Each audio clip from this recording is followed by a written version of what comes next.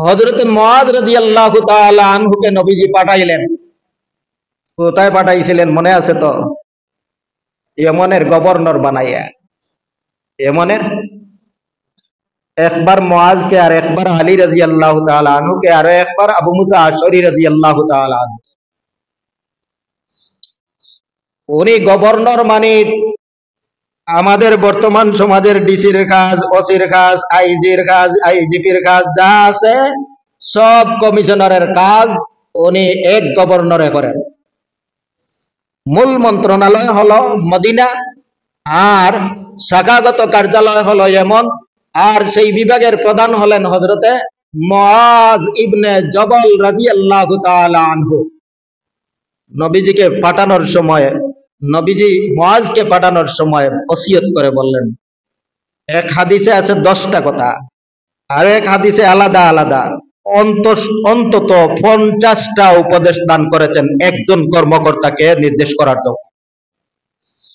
একজন সরকারি কর্মকর্তাকে নিয়োগ দানের এরপর 50টা নির্দেশ দিয়ে দিয়েছেন সাধারণ মানুষের সাথে কি পর্যন্ত আচরণ হবে, রাষ্ট্রীয় পর্যায়ে, বিচারের ক্ষেত্রে, আদালতের ক্ষেত্রে, যাকাত উসুলের ক্ষেত্রে, কর আদায়ের ক্ষেত্রে সাধারণ মানুষের সাথে কোন ধরনের আচরণ হবে, সর্বশেষ চূড়ান্ত পর্যায়ের যে কথাটা বলে দিয়েছিলেন, ইয়া মুআয ইত্তাকি দাওয়াতাল মাজলুমি ফাইন্নাহা লাইসা বাইনাহা ওয়া বাইনাল্লাহি হিজাব।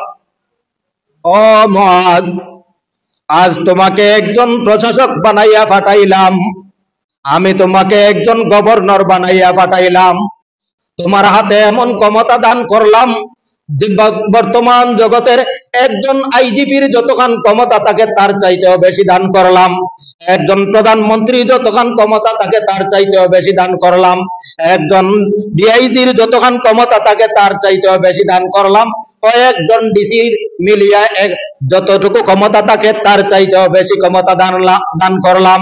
এমন বিরাট একটা অঞ্চল দান করলাম যেই অঞ্চলটা পরবর্তীতে বিশাল একটা রাষ্ট্রের সমান হয়ে যায়। এমন বিশাল রাষ্ট্রের দায়িত্বশীল। ইত্তাকি দাওয়াতাল মাজলুমি, আর 2 নম্বরে তুমি মজলুমের বদদুয়া থেকে ভয় করো, কোনদিনও মজলুমের বদদুয়ার মধ্যে শামিল হইও না।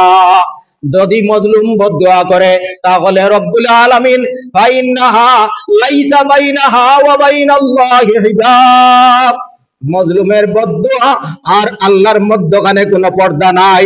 মজলুমের চোখের পানি চোখ থেকে বের হওয়ার আগে আল্লাহর আরশ পর্যন্ত পৌঁছে যায়। তুমি মুআয যত বড় ক্ষমতাশীল হয়ে যাও না কেন, তুমি মনে রাখবে যে তোমার উপর তোমার একজন মহান বিচারক আছেন, সেই বিচারক তোমার বিচার করে ফেলবেন।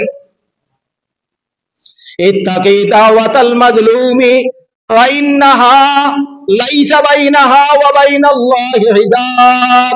ও দুনিয়ার মানুষ, আল্লাহর নবীর একটা বাণী যেভাবে একজন প্রধান কর্মকর্তা, যেভাবে একজন গভর্নরের উপর আছে, ঠিক তদ্রুপ ভাবে একজন সাধারণ মানুষের উপরও আছে। আপনি আমি যখন জুলুম করি তখন এই বিবেচনা রাখতে হবে যে আমি যার উপর জুলুম করব সেই ব্যক্তি হবে মজলুম, আর মজলুম যেই ব্যক্তি হবে সেই ব্যক্তির প্রার্থনার অনুরোধ আল্লাহ পাক রব্বুল আলামিন কবুল করতে দেরি করেন না।